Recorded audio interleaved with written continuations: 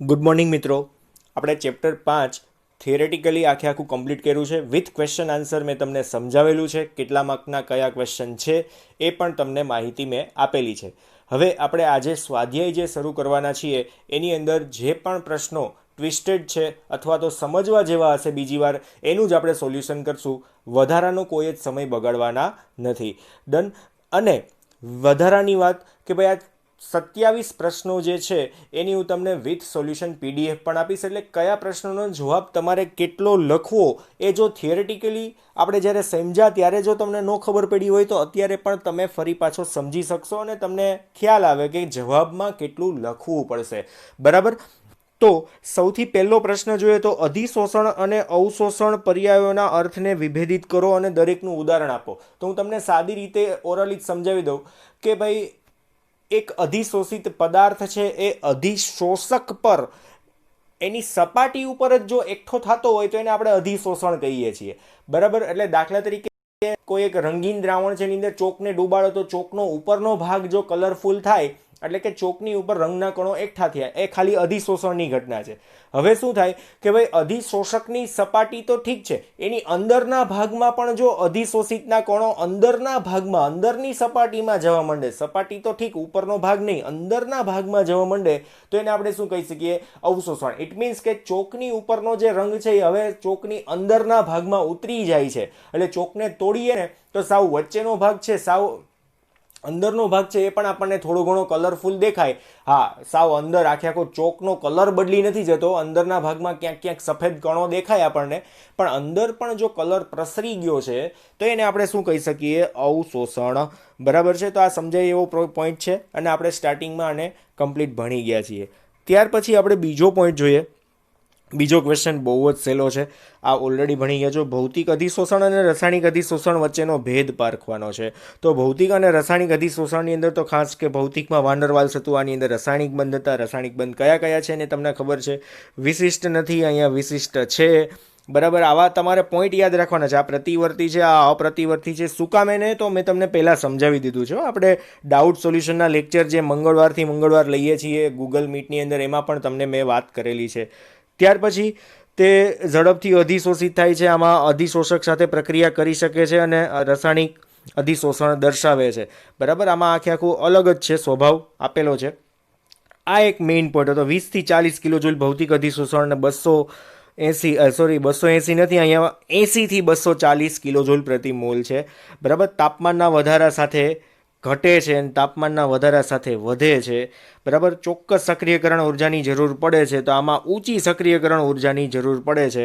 સપાટીનું ક્ષેત્રફળ વધારે, એટલે આમાં તો બે પોઈન્ટ સમાન જ છે. 8મો પોઈન્ટ છે, બેની અંદર કેવો હશે? સમાન જોવા મળશે.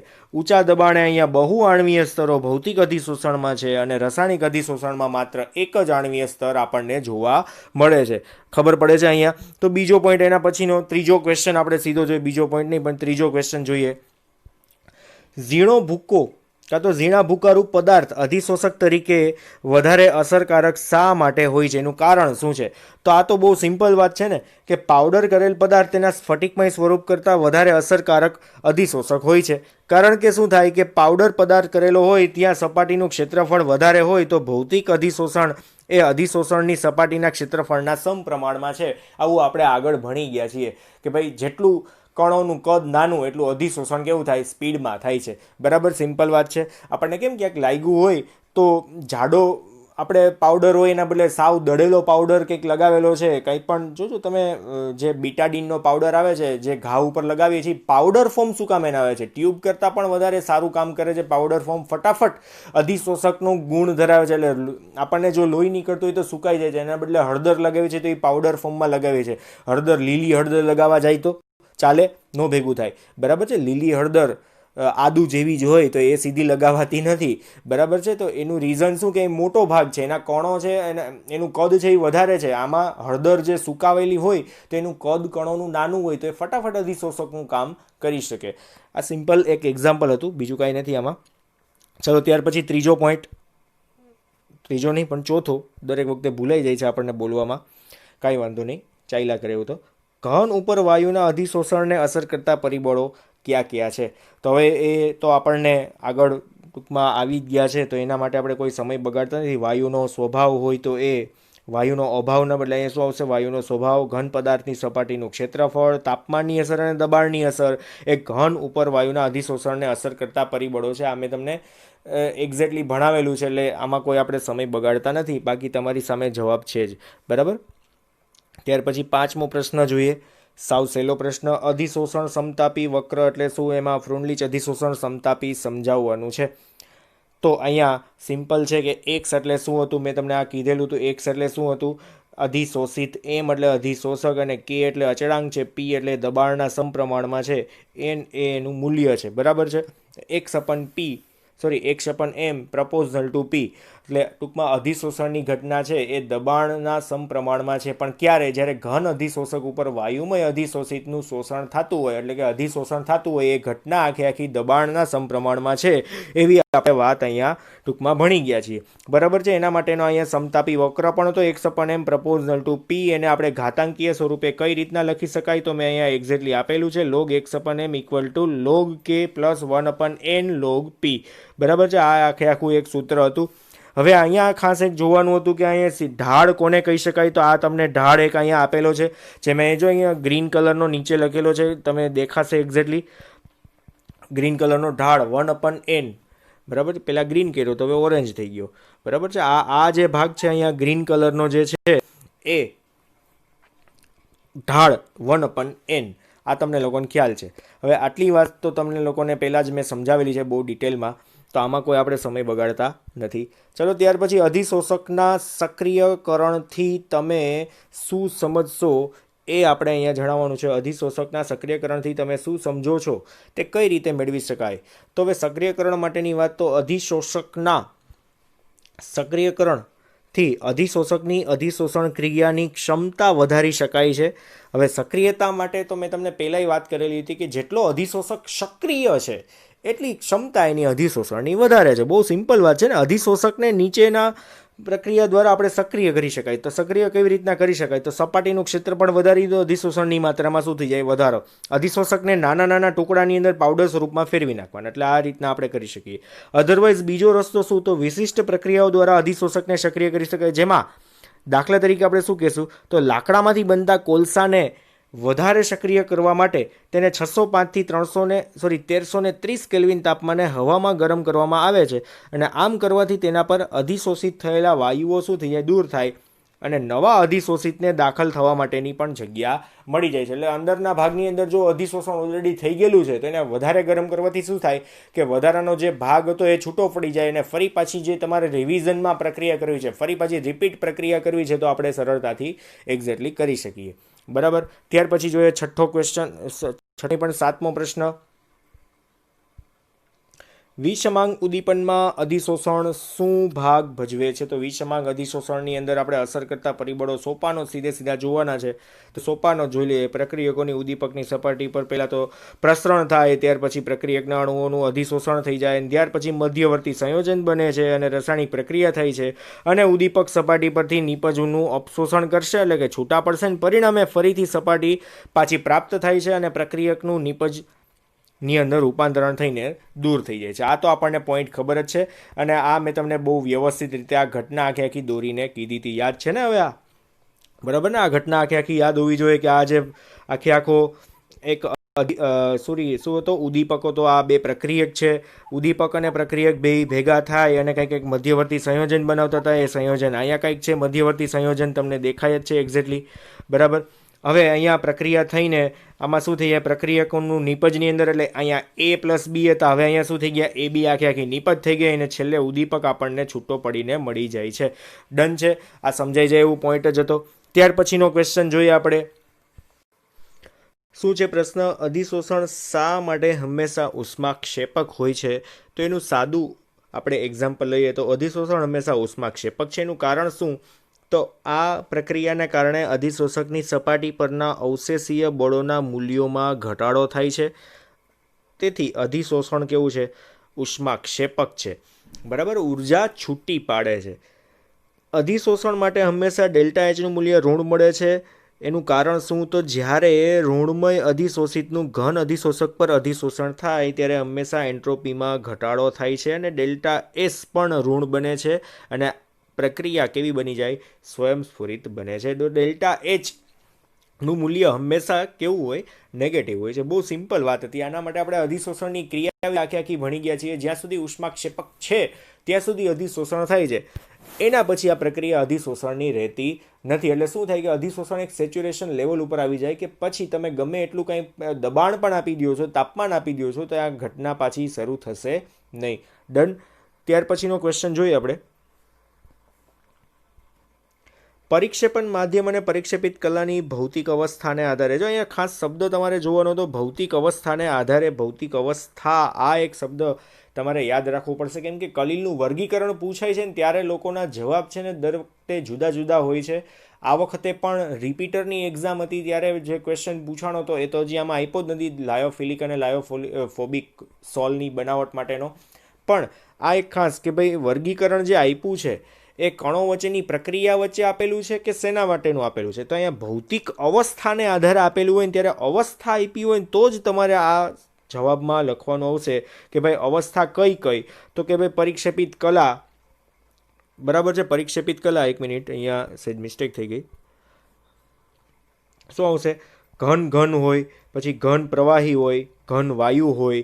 તો આ પ્રકારનું હોય તો ઠીક છે, બરાબર. તો તમે ભૌતિક અવસ્થાને કહી શકો. ઘન પ્રવાહી ને વાયુ જે છે એ ભૌતિક અવસ્થા છે, બરાબર. બાકીની પછી તમે બીજું કાંઈ લખી નાખો ભૌતિક અવસ્થાના બદલે તો એ જવાબ તમારો ખોટો પડશે. એટલે ઘણા લોકોને કન્ફ્યુઝન થાય છે કલિલના વર્ગીકરણની અંદર. ખાસ તમારે આ યાદ રાખવાનું છે, બરાબર. તો આ તો તમને કોષ્ટક આખે આખું આઈ હોપ તમને આવડે જ છે, બરાબર છે. ઘન પ્રવાહી, પ્રવાહી પ્રવાહી પ્રવાહી ટૂંકમાં, અને પ્રવાહી વાયુ, બરાબર. અને લાસ્ટ વન જે હતું એ વાયુ ઘન અને વાયુ અને પ્રવાહી. ટોટલ 8 પ્રકારે વર્ગીકરણ કર્યું હતું, જેના જુદા જુદા અહીંયા ઉદાહરણો 8 હતા. આ એમસીક્યુમાં કઈ રીતે પૂછાય છે એના વિશે પણ આપણે વાત કરી ગયા છીએ અને આપણે ભણી પણ ગયા છીએ, બરાબર. તમને લોકોને આવડતું જ હશે, આવડવું જોઈએ. ન આવડતું હોય તો ફરી પાછું યાદ પણ કરજો, બરાબર. તો ત્યાર પછીનો પ્રશ્ન જોઈએ આપણે. ઘન ઉપર વાયુના અધિશોષણમાં દબાણ અને તાપમાનની અસરની ચર્ચા કરો. તો દબાણની અસર શું? તો અધિશોષણ એ પ્રતિવર્તી પ્રક્રિયા છે અને દબાણ વધારવામાં આવે તેમ અધિશોષણ વધે છે. દબાણ જેમ આપો X/M પ્રપોઝનલ ટુ P, એટલે આ તમે સમજી જવા જોઈએ, ફ્રોન્ડલીચ અધિશોષણ. અને તાપમાનની અહીંયા ટૂંકમાં અધિશોષણ ઉપર શું અસર થાય? તો અધિશોષણ એ ઉષ્માક્ષેપક પ્રક્રિયા છે. આથી લસેટેલિયરના સિદ્ધાંત પ્રમાણે તાપમાન વધારતા અધિશોષણનું પ્રમાણ કેવું થઈ જાય? ઘટી જાય. હવે સિમ્પલ છે, માટી ઉપર તમે પાણીનું અધિશોષણ કરવા માંગો છો, નીચેથી માટીને ગરમ એ કરો છો, તો આ પ્રક્રિયા કેવી રીતના આખી ઊંધી થઈને, બરાબર છે.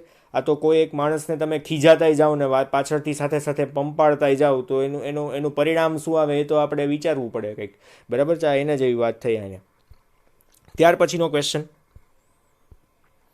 દ્રવ અનુરાગી અને દ્રવ વિરાગી સોલ, દરેક પ્રકારનું એક એક ઉદાહરણ જલ વિરાગી સોલ માટેનું આપણે આપવાનું છે. સ્કંદન માટે ટૂંકમાં જલ વિરાગી સોલ શા માટે સહેલાઈથી સ્કંદન પામે છે એની પણ વાત કરેલી છે. તો જલ વિરાગી એટલે દ્રવ વિરાગીઓ, એટલે એ પણ પાછું ખબર પડવી જોઈએ. હાઇડ્રોફોબિક ઇંગ્લિશમાં.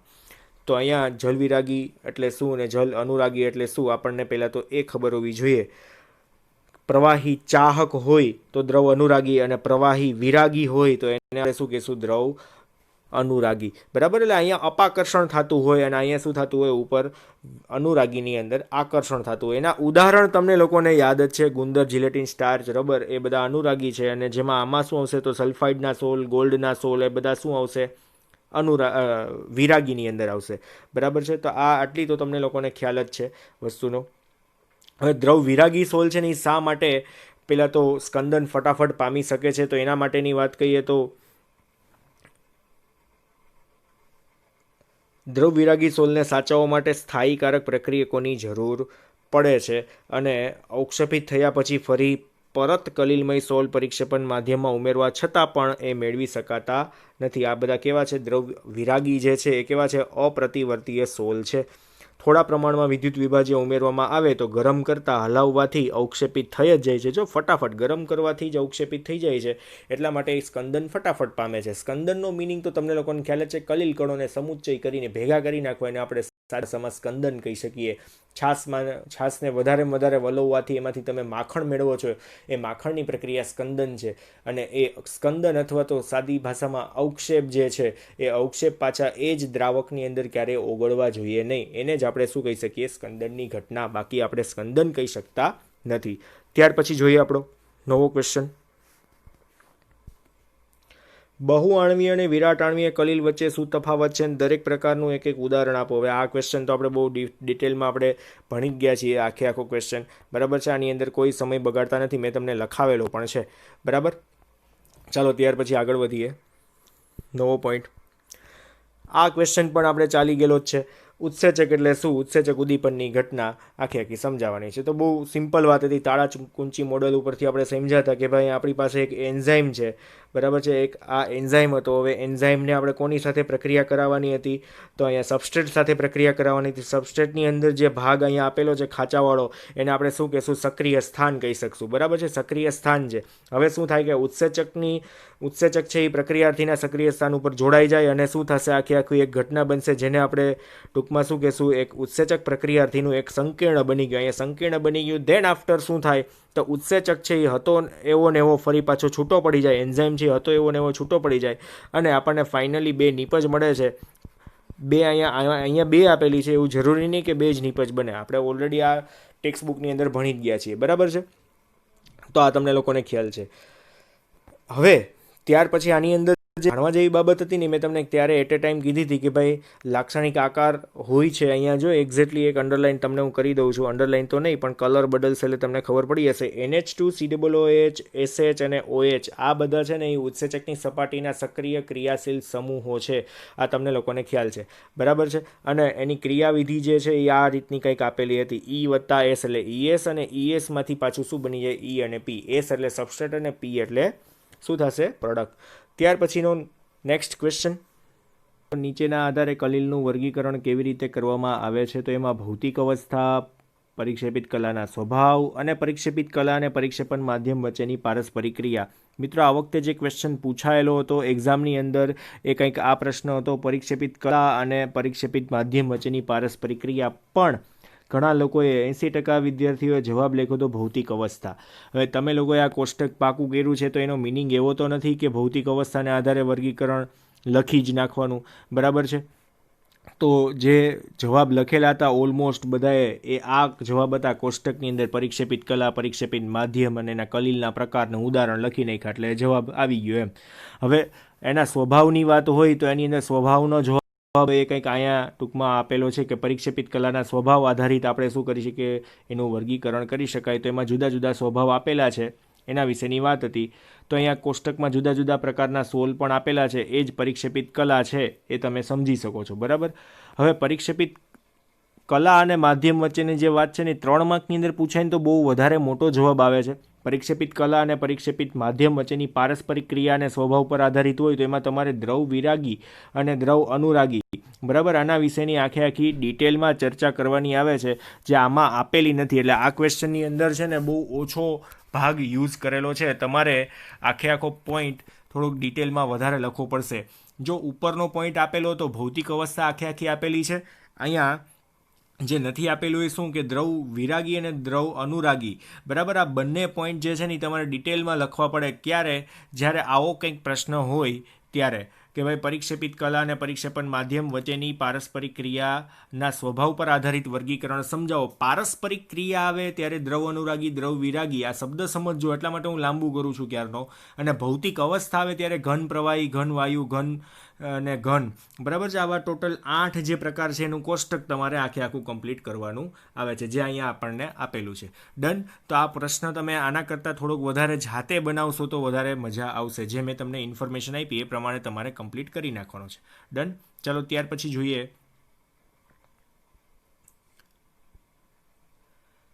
શું અવલોકિત થાય છે તે સમજાવો. કલિલ સોલમાંથી પ્રકાશનું પુંજ પસાર કરવામાં આવે ત્યારે પછી જળયુક્ત ફેરિક ઓક્સાઇડ સોલમાં વિદ્યુત વિભાજ્ય NaCl ઉમેરવામાં આવે ત્યારે કલિલમય સોલમાંથી વિદ્યુત પ્રવાહ પસાર કરવામાં આવે ત્યારે શું જોવા મળે છે? તો એના વિશેની ચર્ચા કરીએ તો સાવ સિમ્પલ છે કે જ્યારે પ્રકાશનું પુંજ કલિલમય સોલમાંથી પસાર કરવામાં આવે ત્યારે પ્રકાશનું વિખેરણ થાય છે. આ ક્રિયાને આપણે ટિન્ડલ અસર કહીએ છીએ. અને પ્રકાશનું વિખેરણ થઈ પ્રકાશનો માર્ગ શું થઈ જાય છે? પ્રજ્વલિત થાય છે. બરાબર, આટલી તો તમને ખબર જ છે. ત્યાર પછી જ્યારે જળયુક્ત ફેરિક ઓક્સાઇડના સોલમાં વિદ્યુત વિભાજ્ય NaCl ઉમેરવામાં આવે ત્યારે NaClમાંથી Na+ અને Cl- આયનો છૂટા પડે છે. જ્યારે ધનભારયુક્ત ફેરિક ઓક્સાઇડ સોલનું સ્કંદન ઋણ વિદભારિત Cl- આયનની હાજરીમાં થાય છે. ઇટ મીન્સ કે શું થાય? ફાઇનલી સ્કંદન જોવા મળે છે. અને ફાઇનલી લાસ્ટ પોઈન્ટ જો આપણે જોઈએ તો આની અંદર શું આવશે? કલિલમય સોલ ધનભારિત અથવા તો ઋણભારિત હોય છે. અહીં વિદ્યુત પ્રવાહ પસાર કરતા શું થાય? તો પરિક્ષેપણ માધ્યમ તેના કરતા વિરુદ્ધ વીજભાર ધરાવે છે. આથી તે સમગ્ર કલિલને તટસ્થ બનાવે છે અને વીજભાર હાજરીમાં કલિલ કણો શું થઈ જાય છે? વિરુદ્ધ વીજભાર ધરાવતા વિદ્યુત ધ્રુવ તરફ આકર્ષાય છે. જ્યારે તેઓ વિદ્યુત ધ્રુવના સંપર્કમાં આવે ત્યારે તેઓ શું થાય? વીજભાર ગુમાવે છે અને ફાઇનલી શું થઈ જાય? સ્કંદન થાય છે. એટલે વિદ્યુત પ્રવાહ ટૂંકમાં પસાર કરીએ તો શું થઈ જાય? સ્કંદન થાય છે. આટલી આપણને ખબર હોવી જોઈએ. ચાલો ત્યાર પછીનો પ્રશ્ન જોઈએ. આ તો તમને લોકોને આવડે છે. લાસ્ટમાં જ હમણાં સમજ્યા હતા. પાયસ શું છે? તેના જુદા જુદા પ્રકારો ક્યાં ક્યાં છે? દરેકનું ઉદાહરણ આપો. તો તમને લોકોને આ તો બહુ ડિટેલમાં આપણે સમજાવેલું જ છે કે પાણીમાં પરિક્ષેપિત તેલ હોય અથવા તો એટલે કે પાણીમાં પરિક્ષેપિત તેલ એટલે શું? પાણીમાં તેલ, બરાબર, ને તેલમાં પાણી પ્રકારનું સંયોજન એટલે WO. આ તમને લોકોને ખ્યાલ જ છે. ને કઈ રીતના પારખી શકાય એ પણ મેં તમને બહુ ડિટેલમાં સમજાવેલું છે. એટલે આમાં આપણે કોઈ સમય બગાડતા નથી. બહુ સરસ રીતે આપણે 2 માર્કની અંદર સમજી ગયા છીએ, તો હવે કોઈ સમય બગાડવાની જરૂર નથી. ચલો ત્યાર પછીનો પોઈન્ટ, પાયસીકરણ એટલે કે પાયસને કેવી રીતે સ્થાયી બનાવે છે તે ઇમલ્સિફાયરના નામ પણ આપવાના છે. બહુ સિમ્પલ છે. પાયસના સ્થાયીકરણ માટે ત્રીજો ઘટક જેને પાયસીકારક કહે છે તે ઉમેરવામાં આવે છે. અને પાયસીકારક નિલંબિત કણો એટલે કે આની અંદર જે તળિયે બેસેલા છે અને માધ્યમ વચ્ચે આંતરપૃષ્ઠ ફિલ્મ રચે છે. એટલે કે એક રચના બનાવે છે. ફિલ્મ એટલે રચના, એમાં વળી પાછું નવું પિક્ચર નહીં. હા, તે ઓઇલ વોટર પાયસ માટે મુખ્ય પાયસીકારક કોણ? તો પ્રોટીન, ગુંદર, કુદરતી અને કૃત્રિમ સાબુ. જ્યારે વોટર ઓઇલ પાયસ માટે શું? તો ચરબીયુક્ત એસિડ, ધાત્વિક ક્ષાર, એસિડના ધાત્વિક ક્ષાર, લાંબી શૃંખલાવાળા આલ્કોહોલ અને દીપકાજલ વગેરે. જ્યાં અહીંયા દીપકાજલ ખાલી જેલ આપણે કહીએ તો એ ચાલે. દીપકાજલ એટલે પેલું શું કહેવાય? મેશ, બરાબર, મેશ. અહીંયા ટૂંકમાં દીપ કાજલ, દીપ અને પછી વચ્ચે સ્પેસ કાજલ હતું, મેશ, આપણે મેશ કહીશું. ચાલો ત્યાર પછી આ ક્વેશ્ચન પણ મેં તમને 2 માર્કની અંદર સમજાવેલો છે કે સાબુની ક્રિયા, પાયસીકરણ અને મિસેલ રચનાને કારણે ટૂંકમાં આલોચના કરવાની છે કે સ્વચ્છીકરણની પ્રક્રિયા કઈ રીતના થાય છે. આ તમને લોકોનો ખ્યાલ છે. આમાં કોઈ સમજાવવાની જરૂર નથી. A, B અને C મેં તમને કેવી રીતે સમજાવ્યું છે ખ્યાલ જ છે કે ભાઈ ઓઇલનો ભાગ હોય તો આ A નંબરની જે સપાટી છે અહીંયા A આપેલો છે જે છે, બરાબર, એની એ છે યુક્ત છે. હવે તેમાં સાબુ આવે એટલે શું થાય કે સાબુ છે ને એ શું કરે કે એમાં જે તેલી પદાર્થ છે ને એની ફરતે આ પૂંછ છે ને એ ત્યાં શું થાય? ફરી જાય. અને જળ અનુરાગી જે ભાગ છે એ માઇનસ ભાગ છે એ પાણી સાથે શું થાય કે જ્યારે ખેંચાય ત્યારે એ પૂંછડી સાથે તેલી પદાર્થ છે ને એ પણ શું થઈ જાય? નીકળી જાય છે. બરાબર, એટલે અહીંયા આખે આખું આ મિસેલની રચના બને છે એ આપણને ટૂંકમાં સમજાવી જોઈએ. બરાબર, આ મિસેલની રચના છે અહીંયા. ચાલો તો આ સાબુ દ્વારા સ્વચ્છીકરણ છે તમને બહુ અલગ રીતે સમજાવેલું છે. ત્યાં અલગ એટલે આ જ છે પણ આપણે સાદા શબ્દોમાં છે, આના જેવું નથી. બરાબર, ચલો ત્યાર પછી આગળનો ક્વેશ્ચન જોઈએ. 18મો, વિષમાંગ ઉદ્દીપનના 4 ઉદાહરણો. વિષમાંગ ઉદ્દીપનના 4 ઉદાહરણો તમને લોકોને આવડે છે. 4 ઉદાહરણ કયા કયા છે? દ્વિવિઘટન પ્રક્રિયાઓ ખબર, સોરી આની અંદર દ્વિવિઘટન નહીં આવે પણ લેડ ચેમ્બર વિધિ આવશે. બરાબર, આ તો તમને ખ્યાલ જ છે. લેડ ચેમ્બર વિધિ HClની ટૂંકમાં H+ની હાજરીમાં મિથાઇલ એસિટેટનું જળ વિભાજન, સલ્ફ્યુરિક એસિડનું જળ વિભાજન. આ ટોટલ પ્રક્રિયાઓ હતી જેની અંદર વિષમાંગ ઉદ્દીપન તમને જોવા મળે છે. વિષમાંગ ઉદ્દીપન છે શું ખરેખરમાં? પ્રક્રિયકની અવસ્થા જુદી હોવી જોઈએ અને પ્રક્રિયા દરમિયાન ઉપયોગમાં લેવાતો ઉદ્દીપક છે એની અવસ્થા પણ કેવી હોવી જોઈએ? જુદી જુદી હોવી જોઈએ. તો અહીંયા દરેક જગ્યાએ જુદી જુદી પ્રક્રિયાઓ આપણે આપેલી છે જે તમને લોકોને આવડે જ છે. હું જવાબ તમને PDFમાં મોકલું છું, તેમાં તમને લોકોને ખબર પડી જશે. 4 જ પ્રક્રિયા તમારે મને જવાબમાં આપવાની છે. બરાબર છે. ત્યાર પછીનો નેક્સ્ટ પોઈન્ટ, ઉદ્દીપકની સક્રિયતા. હવે આની અંદર સક્રિયતા અને વર્ણનાત્મકતા તમે શું સમજો છો? હવે તમને લોકોને ખ્યાલ. બરાબર, તમે સમજો છો એટલે તમને લોકોને ખબર જ છે, મેં તમને લેક્ચરની અંદર સમજાવેલી છે, એટલે આપણે આમાં કોઈ સમય બગાડતા નથી. ઝીઓલાઇટ વડે આકાર વર્ણનાત્મક ઉદ્દીપન. ઝીઓલાઇટ વડે ઉદ્દીપનની કેટલીક ખાસિયતો વર્ણવવાની છે, તો ઉદ્દીપનની ખાસિયતો પણ આપણે સમજી ગયા છીએ, એટલે આપણે કોઈ જરૂર નથી. યુઝીસ તમને લોકોને ખ્યાલ છે, બરાબર, એટલે આપણે કોઈ આની અંદર વધારે સમજૂતીની જરૂર નથી. હું તમને જવાબ મોકલવાનો છું. ચાલો ત્યાર પછીનો ક્વેશ્ચન નેક્સ્ટ. આકાર વર્ણનાત્મક ઉદ્દીપન શું છે? એટલે ફરી પાછો એકને એક જ વાત એવી, એટલે આપણે એની અંદર કોઈ વાત આગળ કરતા નથી. ચાલો ત્યાર પછી વિદ્યુત કણ સંચાલન પદ્ધતિ, સ્કંદન અને પાર્શ્લેષણ અથવા તો અને વધારાની જે ટિન્ડલ અસર, આ દરેક પર્યાયની સમજૂતી બહુ સિમ્પલ અને ટૂંકા શબ્દોમાં લઈએ તો વિદ્યુત કણ સંચાલનની અંદર શું જોવા મળે છે? તો કલીલ કણો પર ભારનું અસ્તિત્વ વિદ્યુત કણ સંચાલનના પ્રયોગથી સાબિત કરી શકાય છે. એની ઉપર વીજભાર છે એ સાબિત કરી શકાય છે. કલીલમય દ્રાવણમાં ડૂબેલા બે પ્લેટિનમના જે ધ્રુવો છે એ વિદ્યુત પોટેન્શિયલ યુક્ત ટૂંકમાં પોટેન્શિયલ ધરાવે છે. ત્યારે અહીંયા શું થાય કે કલીલમય કણો એક અથવા બીજા ધ્રુવો તરફ શું થઈ જાય છે? આકર્ષાય છે. પછી શું થાય તો વિદ્યુત પોટેન્શિયલની હેઠળ કલીલમય કણો હેરફેરને લીધે આપણને શું મળે છે? એનું સ્કંદન થઈ એ વિદ્યુતીય કણ સંચાલન ટૂંકમાં કહેવાય. સ્કંદન થઈ જાય એટલે વિદ્યુતીય કણનું સંચાલન થાય. તમે આકૃતિમાં યુ આકારની ટ્યુબની અંદર જોયું છે કે ભાઈ અધિશોષિતના જે કણો છે, જે દ્રાવ્ય કણો છે, કલીલ કણો છે, એ કોઈ એક વિરુદ્ધ વીજભાર તરફ આકર્ષાય છે. તમારી ટેક્સ્ટબુકની અંદર જે આકૃતિ આપેલી છે અને મેં પણ જે બતાવેલી હતી એમાં શું હતું કે કોઈ એક જ દિશામાં દેખાય છે, પણ એવું જરૂરી નથી. પ્લસ કણો છે તો એ ઋણ વીજભાર ઉપર જતા હોય, માઇનસ જે કણો હોય એ ધન વીજભારિત તરફ આકર્ષાતા હોય છે, બરાબર. સાદી સ્કંદનની વાત કરીએ તો સ્કંદનમાં શું છે? સ્કંદનની અંદર કલીલમય કણોનું બેસી જવાની ક્રિયાને સોલનું સ્કંદન અથવા તો અવક્ષેપન કહીએ છીએ, બરાબર. આ તમને લોકોને ખ્યાલ છે. ત્યાર પછી પાર્શ્લેષણ અથવા તો ડાયાલિસિસ. તો પાર્શ્લેષણ અથવા ડાયાલિસિસ એ કલીલમય દ્રાવણના શુદ્ધિકરણ માટેની એક પદ્ધતિ છે, શુદ્ધિકરણ માટેની પદ્ધતિ. અને આ પદ્ધતિ ઓગાળેલા પદાર્થને કલીલમય દ્રાવણમાંથી દૂર કરવા માટે યોગ્ય પડદા દ્વારા પ્રસરણ કરવામાં આવે છે. ત્યાર પછી જોઈએ તો ટિન્ડલ અસર. જો સમાંગ દ્રાવણને અંધારામાં મૂકી પ્રકાશની દિશામાં અવલોકન કરવામાં આવે તો તે સ્વચ્છ દેખાય છે, અને જો પ્રકાશની પુંજના કાટખૂણેથી આપણે જો જોઈએ તો અથવા તો 90 ડિગ્રીના કોણ પરથી જોઈએ તો આપણને સંપૂર્ણ કાળી દેખાય છે. આ અસરને આપણે શું કહીએ છીએ? ટિન્ડલ અસર કહીએ છીએ. હવે ટિન્ડલ અસર આપણે ઓલરેડી ભણી ગયા છે, ટૂંકમાં અહીંયા વાત કરવાની કીધી હતી, બરાબર. ચાલો ત્યાર પછીનો પોઈન્ટ જોઈએ, 24મો પોઈન્ટ. પાયસના ચાર ઉપયોગ.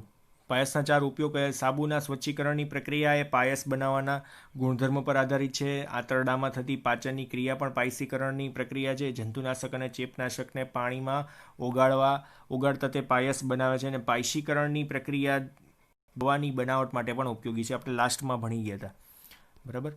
ત્યાર પછીનો પોઈન્ટ, મિસેલ રચના શું છે? તો મિસેલ રચના આપણે બહુ ડિટેલમાં ભણી ગયા છે, એટલે આને કોઈ વસ્તુ વધારે સમય બગાડવાની આપણે આમાં જરૂર નથી. મિસેલની રચના તમને લોકોને ખ્યાલ છે. જળ વિરાગી ભાગ, જળ અનુરાગી ભાગ કયો કયો છે એ પણ તમને લોકોને ખ્યાલ છે, બરાબર. બહુ સરસ રીતે આપણે સમજી ગયા છીએ. આખો લેક્ચર આના માટે આપણે કાઢ્યો હતો. ત્યાર પછીનો પોઈન્ટ, આલ્કોહોલ, એરોસોલ અને હાઇડ્રોસોલ. યોગ્ય ઉદાહરણ વડે નીચેના પર્યાયને સમજાવવાના છે. આલ્કોસોલ કોને કહેવાય? આલ્કોહોલ બોલાઈ ગયું હતું. અહીંયા શું છે? આલ્કોસોલ. જે કલીલમય સોલમાં પરિક્ષેપણ માધ્યમ આલ્કોહોલ હોય છે તેને આપણે આલ્કોસોલ કહેવાય છે. ટૂંકમાં દ્રાવક તરીકે આલ્કોહોલ હોય તો એને, તો એમાં સેલ્યુલોઝ નાઇટ્રેટનું ઇથાઇલ આલ્કોહોલની અંદર બનાવેલું આલ્કોસોલ, બરાબર છે. આની અંદર આવશે. પછી એરોસોલ માટેની વાત આવે તો એરોસોલ કોને કહેવાય? તો કલીલમય સોલ કે જેમાં પરિક્ષેપણ માધ્યમ તરીકે વાયુ અને પરિક્ષેપિત કલા તરીકે ઘન હોય તો એને આપણે શું કહી શકીએ? એરોસોલ. જે ધુમાડાની અંદર જે કણો, રજકણો હોય છે, ઘન પદાર્થ છે, તો એ એરોસોલ છે. ત્યાર પછી હાઇડ્રોસોલની વાત કરીએ તો હાઇડ્રોસોલ એટલે શું? તો કલીલમય દ્રાવણ કે જેમાં પરિક્ષેપણ માધ્યમ તરીકે પાણી અને પરિક્ષેપણ કલા તરીકે ઘન, એટલે ઘન અને પ્રવાહીનું જે હોય, અથવા તો અહીંયા સ્ટાર્ચ અને સોલ ને સોનાનો ગોલ્ડ જે છે એ સોનાનો સોલ, ગોલ્ડ નહીં, સોનાનો સોલ. ઓકે. અને લાસ્ટ ક્વેશ્ચન આજનો, કલીલ પદાર્થ નથી પણ પદાર્થની અવસ્થા છે. આ નિવેદન પર આલોચના કરો. કલીલ પદાર્થ નથી પણ પદાર્થની અવસ્થા છે. 2 વખત પણ થઈ ગયું છે, હવે બાય મિસ્ટેક હશે એવું. તો એ પદાર્થની અવસ્થા છે. એના વિશેની વાત કરીએ તો સામાન્ય ક્ષાર બેન્ઝીન દ્રાવણમાં કલીલ તરીકે વર્તે છે. આથી આપણે કહી શકીએ કે કલીલ પદાર્થ એ પદાર્થની કોઈ એક અલગ અવસ્થા હોતી નથી, જ્યારે ખાલી કદ જે છે ને એ 1 નેનોમીટરથી 1000 નેનોમીટર જેટલું હોય ત્યારે તે કલીલ કણ તરીકે વર્તે છે. બરાબર, ખાલી સાદા કણો એટલે સાચા દ્રાવણ અને કલીલ દ્રાવણની અંદરના તફાવતની વાત આપેલી છે. બરાબર, અહીંયા તેથી કહી શકાય કે કલીલ એ પદાર્થ નહીં પણ પદાર્થની એક અવસ્થા છે જેમાં તેના કદ કંઈક આવા હોય છે. કેટલા? 1000થી 1 નેનોમીટર, 1 નેનોમીટરથી 1000 નેનોમીટર. ડન છે. તો અહીંયા આપણું સ્વાધ્યાય મિત્રો આખું કમ્પ્લીટ થાય છે. જો ડાઉટ હોય તો તમારે મને ક્વેશ્ચન નંબર વોટ્સઅપની અંદર સીધા કહી દેવાના કે ભાઈ સ્વાધ્યાયનો આ પ્રશ્ન મને હજી સમજાણો નથી, તો તમે મને પૂછી શકો છો. આઈ થિંક કે આની અંદર એવા કોઈ ક્વેશ્ચન છે જ નહીં કે ચેપ્ટર દરમિયાન આપણે ભણ્યા હોય અને આમાં પૂછાણા હોય ને તમને નથી સમજાણા. બરાબર છે, એટલે તમે ખાસ થોડુંક રિવિઝન પણ કરજો. એવું હોય તો જૂના લેક્ચર આપણે જે ચાલી ગયા છે ચેપ્ટરની થિયરીના એ પણ તમે રિવિઝનમાં જોજો, એટલે તમને થોડીક વધારે ખબર પડે.